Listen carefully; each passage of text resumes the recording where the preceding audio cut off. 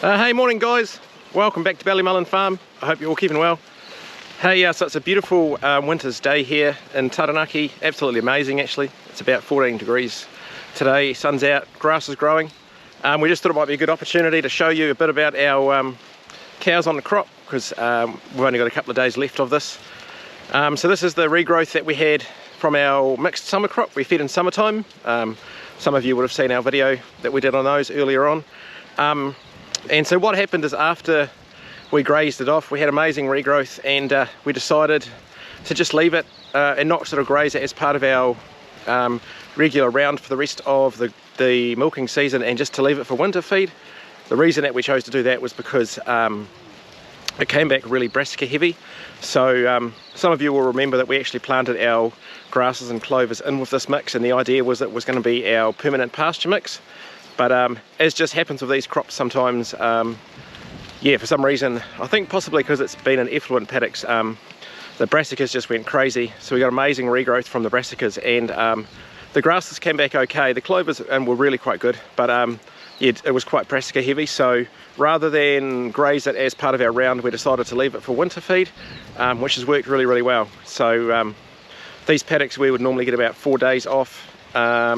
So it's about a 2.5 hectare paddock for the size of our herd, and each of them, and we've got probably about a week off each paddock, which has been really awesome. It's extended our round, and it's also meant we've fed a lot less silage just for the last couple of weeks when we've been in these paddocks. So we normally feed about 4 bales of silage a day in winter time for our cows, and we've only been feeding basically 1 bale a day, which has been awesome to save a bit of feed and extend our round in that way.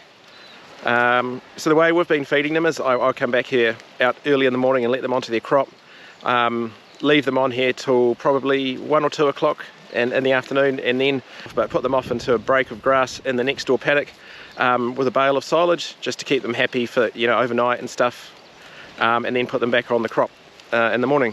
So the reason we've chose to do it that way is because this will still become our permanent pasture. We didn't want to graze the residual down too far, or leave them in here overnight and risk damaging the crop. Well, not risk damaging the crop, sorry, risk damaging the regrowth. So that regrowth, getting the grazing residual right, is really important for what we're trying to achieve. Obviously, I'll show you around in a minute. Obviously there's a lot of the forage rape and stuff's come back, but some of the plants like chard and especially chicory and plantain that we really want to keep in the pasture have come back really strong, so that it was really important that we didn't overly damage them. And from the paddocks, you know, the one we grazed first, which is about 2 weeks ago now, the regrowth's coming back really well, so really happy that we've done that.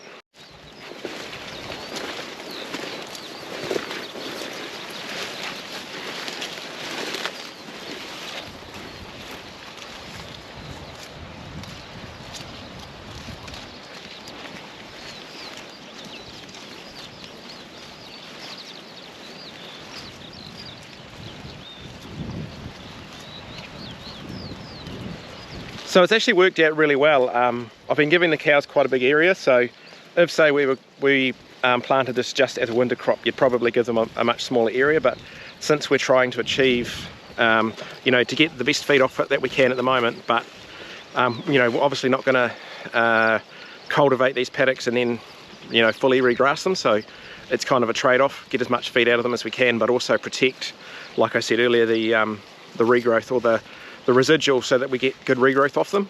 And yeah, I was a little bit worried because, wintertime in Taranaki, we do often get quite heavy rainfall and stuff. We had, was it 2 days ago, quite heavy rain forecast, so I came out, let them on quite early that day so that I could get them back off quite early that day, and it's actually worked all right. We've made a little bit of mud in the gateway, as you do, because you're moving them back and forward on and off the crop for about a week there, so you can't avoid that, but it's going to come back quite good, I think.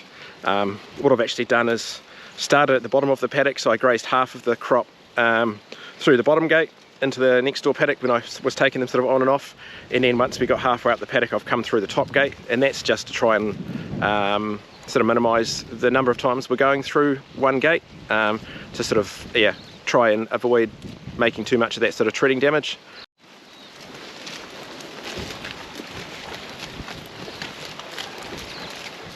Hey Blackie, you alright girl?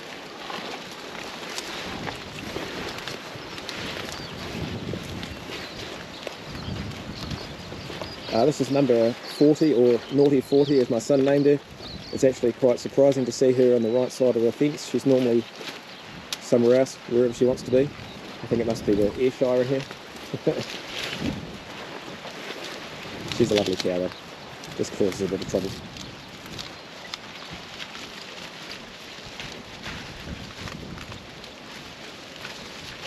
And obviously, because it has been cultivated lightly and then, you know, we've grazed it as a crop and that permanent pasture hasn't really filled out, the paddocks are a little bit soft. This one that we're in at the moment, not as bad, but the one we grazed first was quite soft, so I really was trying to not keep them on the crop too long. Or, you know, if we had a wet day, didn't want them standing in one corner just making a hell of a mess.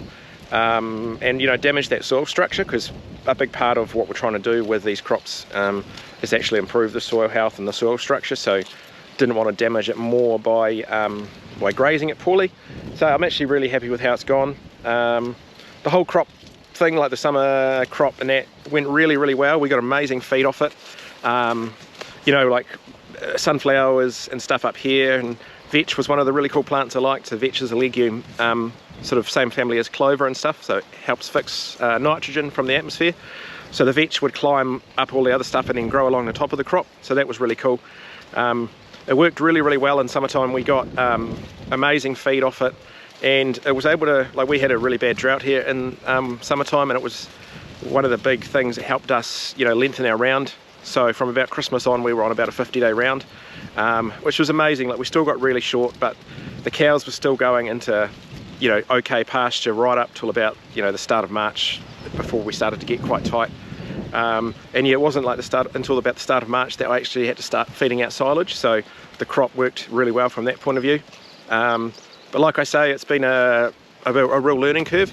So we were sort of, I wasn't really sure what to expect from the regrowth, and even working with Greg Barclay, our farm advisor, he was saying, like, every crop's different, you know, different between seasons, different between farms, different between, you know, different parts of areas in New Zealand. So some, you know, the grasses and the clovers will bolt away and you won't get much regrowth from the brassicas.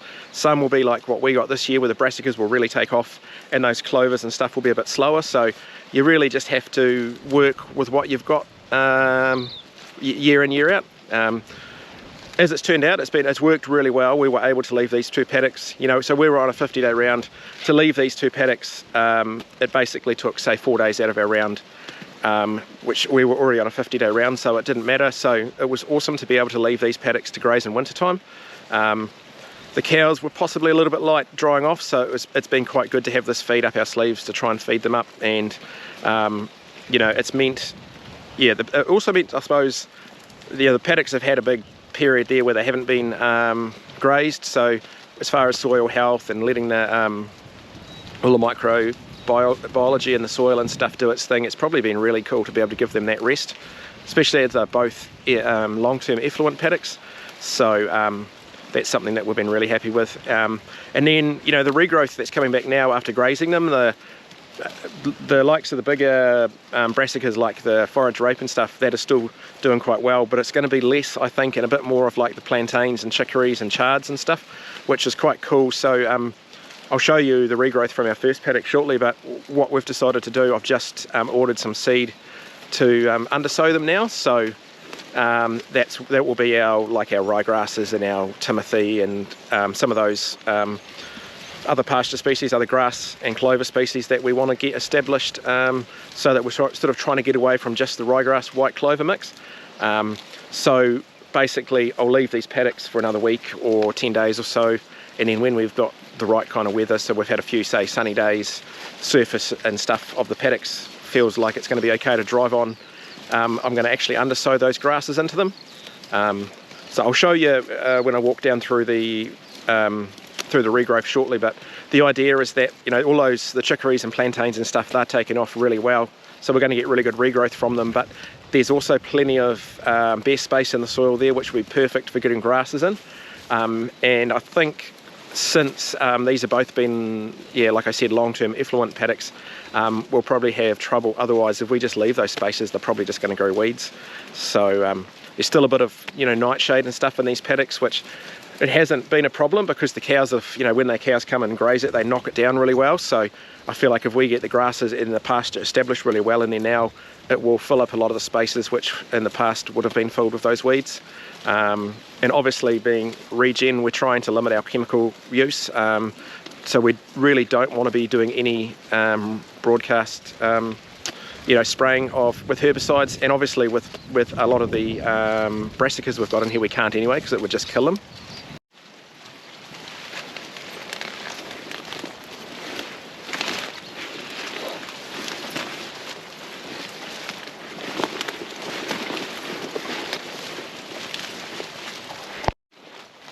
Beautiful. This is an ex-school calf enjoying her Phacelia for breakfast, and chicory by the looks of it. Hey Honeybun, how are you? Is that a good feed? Hey? How you going? So yeah, Faith is a beautiful old girl. She not very easy to move at times, so normally if you're trying to shut the yard gate and it's raining and you don't have your raincoat on, she's taking her time. So I'll just show you through some of the regrowth that we've got. Both paddocks were slightly different. The other one behind me there was the first one that we grazed. And since it was a bit weedier with like willow weed and stuff, I actually mowed that one, where the one we're in at the moment was the second one and was a lot less weedy, so I just let it regrow naturally. So the two crops have had slightly different plants come back. The one we're in at the moment, since it was the second one we grazed and it all gone to seed, we've had a whole ton of Phacelia come back, which just looks amazing, and I'm hoping that the Phacelia will actually stay in the pasture for a while. So Phacelia is a plant that will actually soak up excess nitrogen and phosphorus and stuff in the soil, so really important in these effluent paddocks. So this is the Phacelia here. This plant comes up looking kind of like a fern, but then has amazing purple flowers once it flowers and smells really, really great. So yeah, obviously Phacelia. This one you'll recognise as forage rate, the big tall one, and looking really healthy, which is one of the things we're really happy to see. It's not purple or curled up or anything. So this is chicory, obviously the big leafed one, and you know, at pretty good stage for the cows to eat it. We've had a little bit of oats. I'm not sure whether that's oats or millet coming back. A little bit of that. Some of the grasses coming through. So this paddock's probably had better grasses come through than the other paddock. Just, I guess, yeah, I'm not sure exactly why. Maybe that's just the way it was grazed, or wonder if whether me mowing the other paddock had an effect on that. So this is another one that's come back really well. This is chard. So chard's a member of the silver beet family. You'll recognise that. It looks a lot like silver beet.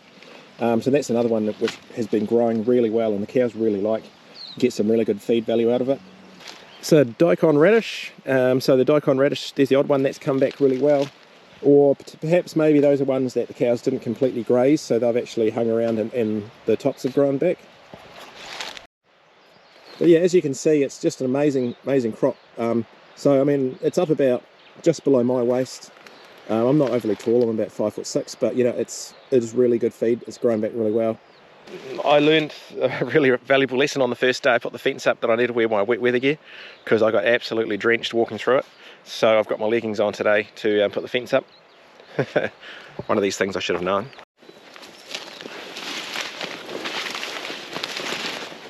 Here's some plantain. So that's another one which, it's funny, it's a little bit hard to see when it's in the actual crop, but it's regrowing really well, the plantain and chicory especially. So I'll show you that shortly when I have a look at the regrowth in the next paddock. And there's even the odd little confused sunflower still flowering in the middle of winter.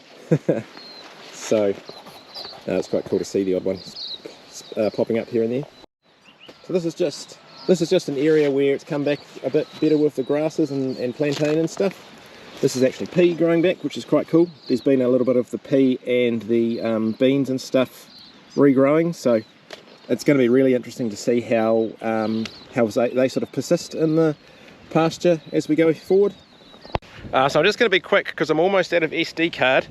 I'm going to turn you around. This is the regrowth from the first paddock we've grazed. So as you can see, like all the green, it's coming back really well. The chicories and plantains and grasses and so on. if I get down here close, you can see, you know, there's a fair few bare spaces, so that's where we're going to, I think, get a lot of benefit from undersowing some grasses in there. But you can see, like, we've got some different grasses coming away. There's ryegrass, I'm pretty sure cocksfoot, that one. Then the, you know, plantains and chicories and stuff coming back. There's some red clover, obviously white clover. But yeah, so that's our plan, is to get the grasses undersowed in here very soon. I'm going to sign off before I run out of SD card. As always, guys, thanks heaps for watching. I will do a future video about after we've regrassed and stuff to let you know how it goes. But as always, thanks heaps for watching, and we'll catch you next time.